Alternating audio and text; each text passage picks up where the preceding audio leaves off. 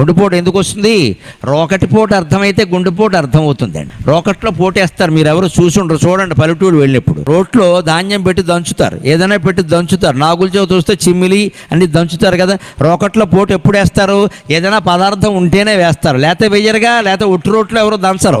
గుండెల్లో పోటు కూడా ఎప్పుడు వస్తుంటే రాగద్వేషాలు బాగా ఉన్నప్పుడే వస్తుందమ్మా, లేకపోతే రాదు ఖచ్చితంగా. గుండెపోటు రాకుండా ఉండాలంటే ఎవ్వరి మీద ఇష్టాన్ని పెంచుకోవద్దు, ఎవ్వరి మీద ద్వేషాన్ని పెంచుకోవద్దు. ఖచ్చితంగా నిండు నూరేళ్ళు హాయిగా ఉంటారు మీరందరూ.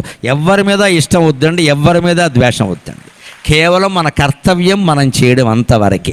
ఈ మనిషి లేకపోతే నేను ఉండలేను, ఆ వస్తువు లేకపోతే నేను ఉండలేను, ఇలా జరగకపోతే నేను ఉండలేను, అది జరుగుతుంది, వీడు ఉండడు, పోతాడు. ఇక్కడ ఏది లేకపోయినా మనం ఉండాలి. రోట్లో ఏదైనా వస్తువు ఉంటేనే పోటేసినట్టే గుండెల్లో కూడా ఏదైనా ఉంటేనే పోటు వస్తుంది. ఏమీ లేని వాడికి రాదమ్మా, ఎక్కడిదక్కడే వదిలేసేవాడికి ఏ పోటు రాదు గొడవల.